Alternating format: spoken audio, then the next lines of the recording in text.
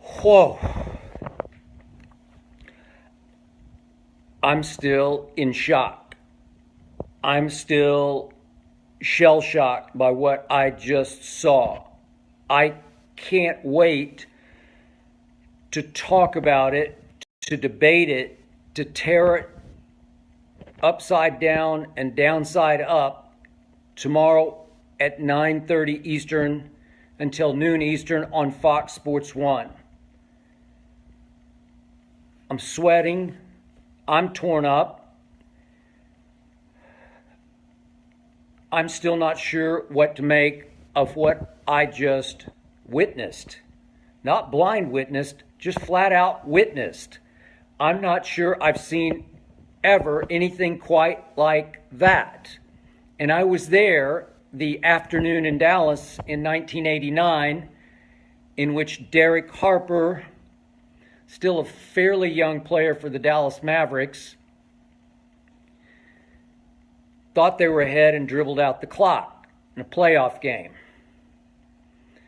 This just felt so much bigger and so much worse.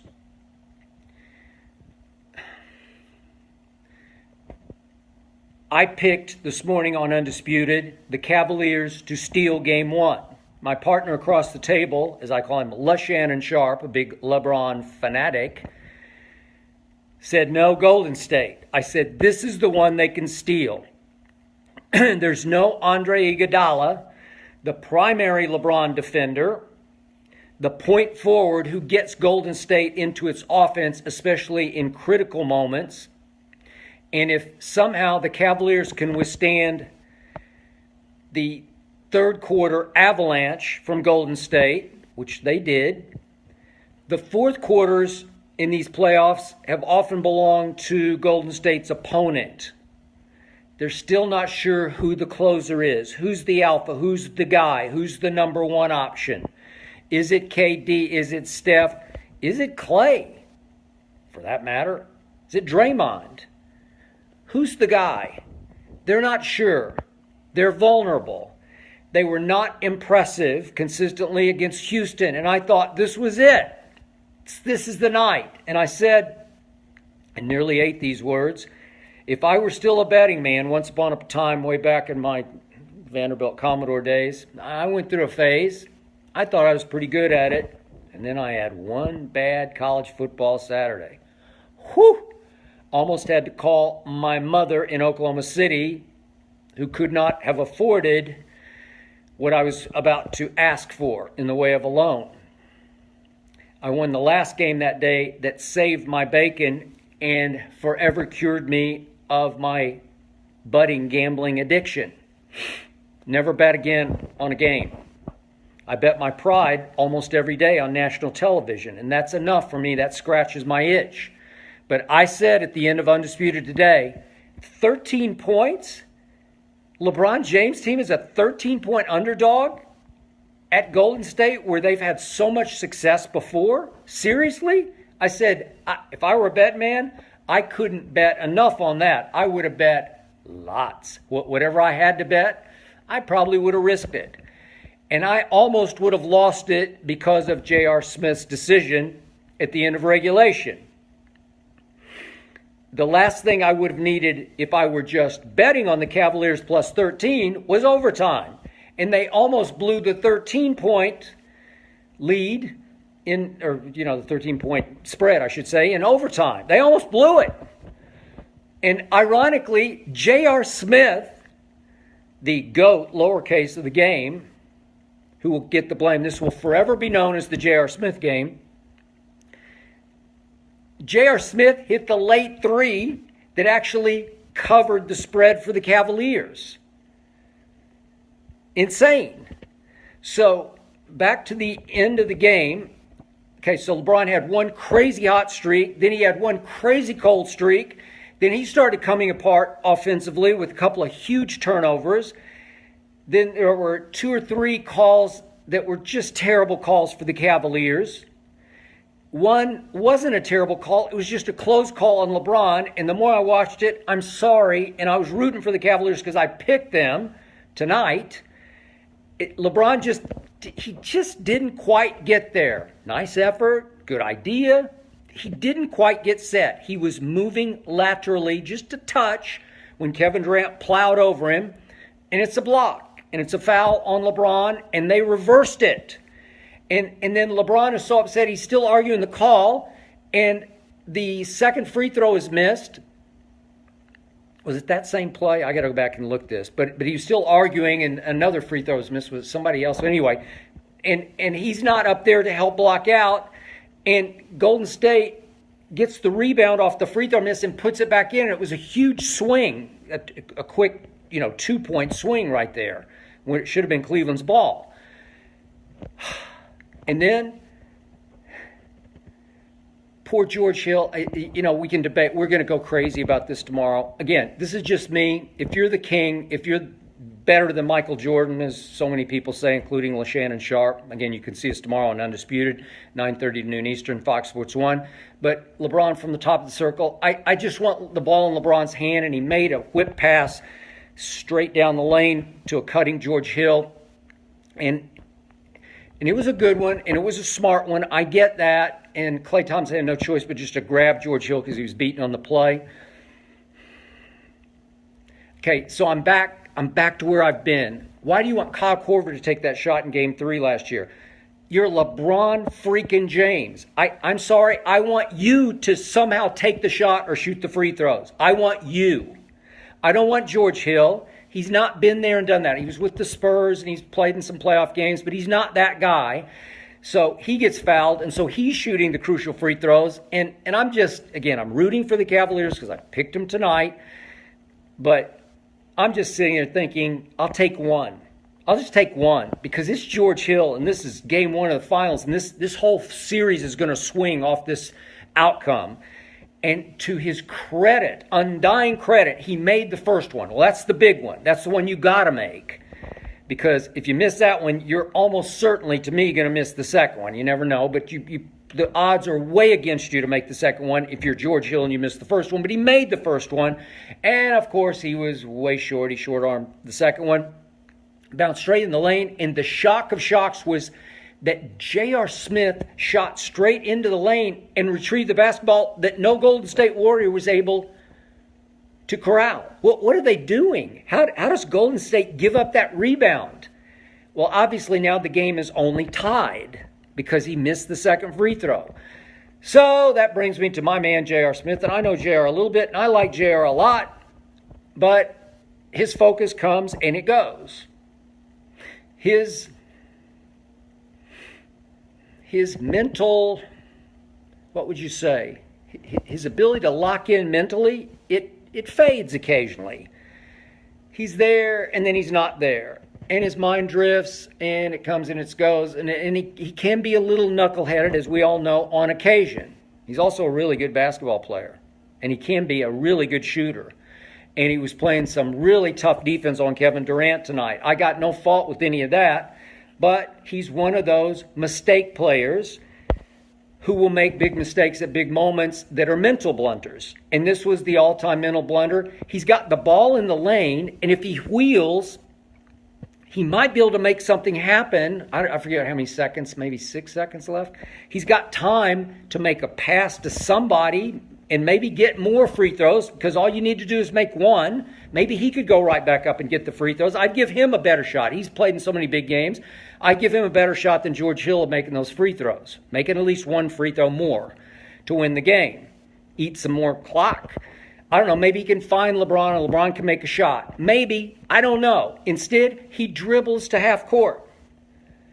And LeBron's screaming, everybody's screaming, and at the last second, oh my God, and he throws it, I think it was Jordan Clarkson who had to throw up some half-block three, and that's it. You're not going to get a better chance than that to steal a game at Oracle. You're just not. And LeBron put up, whatever it was, 50-something. He had, I think, 8 and 8, 50, was it 51, 8 and 8? I just barely skimmed the box score, forgive me. I'll know it by tomorrow, 6:30 Pacific time, 9:30 Eastern on Fox Sports 1. But this will forever be known as the J.R. Smith game. Is anybody shocked that he had a mental blunder that cost them a shot? It didn't cost them the game. It just cost them a shot at the game. No, I'm not surprised. If you said something's going to happen tonight that will go down as one of the classic mental blunders in finals history, and I gave you Cleveland's roster and I gave you Golden State's roster, you might pick JaVale McGee on one side. He got blocked by the rim again tonight. But you'd probably settle on J.R. Smith. Nobody's surprised by that. I'm just, because my pride's on the line, because I picked this on national TV, I'm devastated by it. I'm wrung out from it because I knew what happened. I knew it. I knew that this was the equivalent, sort of the reverse equivalent of what happened to my San Antonio Spurs. I'm a big Spurs fan from way back in the 80s.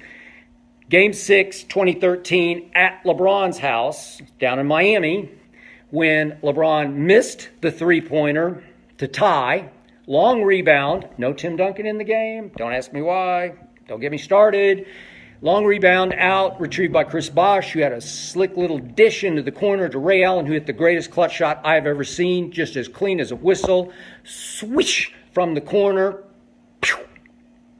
Tie, overtime. This reminded me sort of in reverse of that. The impact was the same on the Cavaliers. They were shell-shocked. They were devastated.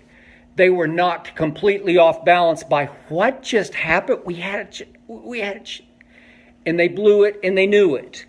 And it's up to LeBron to try to rally the troops. LeBron just looked completely spent. It was like a marathoner to me running 26.2 miles, and I've run a bunch of marathons, so I know what I'm talking about.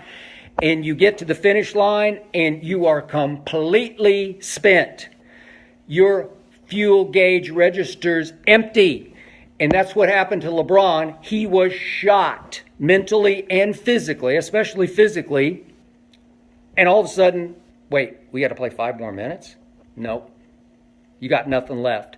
They had nothing left in their tanks, mentally or physically, in overtime. And Golden State frolicked. Golden State paraded. Golden State danced. Golden State clowned. Golden State celebrated. And it was the mismatch everybody thought this was going to be in overtime. 17-7 Golden State. And I'm going to save some of this for tomorrow. I'm going to unleash at 9:30 Eastern. I'm going to unleash because Golden State gets on my nerves. I have nothing but respect for their games. I love Steph. I said Steph should be drafted ahead of Blake Griffin in that draft, and everybody laughed at me, and I think I was right about that one. But he makes me sick. Front runs, showboats, hot dogs, overgloats, over-celebrates. What was Draymond doing with his dancing in the lane at the end? Okay, we got it. It's game 1. Are you that good? Are you really? Okay. I just calm down a little bit. I think that's what got under LeBron's nerves. Not that he hasn't been known to showboat himself occasionally, but I think that's what he was saying to Steph and Clay at the end, especially to Clay. To just calm down a little bit. We got it. You guys did it.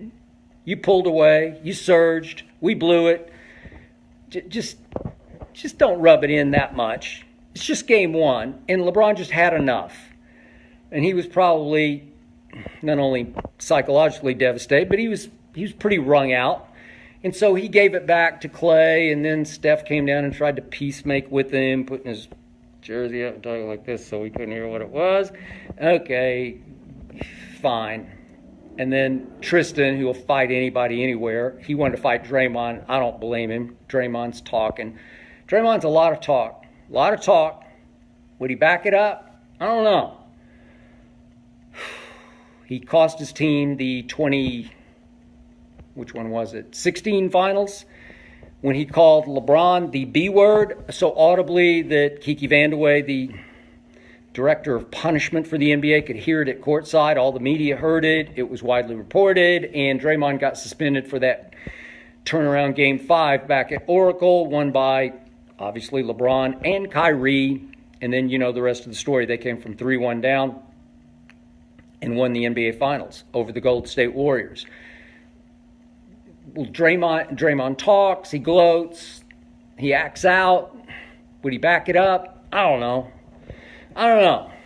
I'm just left flat. I'm left sick at my stomach because I wanted to see a great series, and maybe it still will be, but trust me, I gave the Cavs a lot better shot of stealing game one than game two. I just don't love it for game two. Now I fear the Cavs are going to have to try to climb back into this at home by winning 3 and 4 and then try to go. It's just hard. The way you do it, the way you push this to 7 games, and by the way, I did pick Golden State in 7 big, long, hard, tough games. My point was, I just think LeBron would miss Kyrie in this Game 7 at Golden State. Kyrie won it for him last time with that shot of shots, the closing clutch shot, Game 7 back in 2016, but not this time. I don't think LeBron could do it by himself in a Game 7 at Oracle this time, but I would love to see it. I would love to witness it, and now I'm not so sure. Just not so sure. That was it. The Cleveland Cavaliers should have won that game 20 different ways. You know it, and I know it, and Warriors Nation knows it. And especially J.R. Smith knows it. I'm sick to my stomach. I won't be able to sleep much. I don't care. I can't wait. Undisputed tomorrow. I'm going off. I'm going to unleash on all of the above in gory detail. This is going to be a show of shows. We are going to go 2.5 hours. We will tear apart every little play that I mentioned down the stretch of regulation all the way to the J.R. Smith Memorial play. Every little call, every decision, LeBron's decision to whip pass to George Hill instead of taking the shot himself or trying to get to the free throw line himself, which I believe he could have done. All of that will get dissected, broken down, back and forth. Me versus LeShannon Sharp. He picked Golden State. I think I was more right than he was, even though I lost. I think that was the game, as the gamblers say, that I was on the right side of.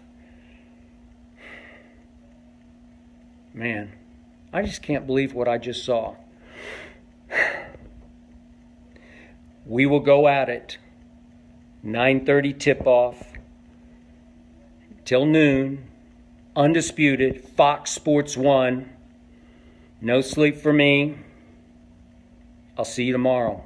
Good night, Facebook.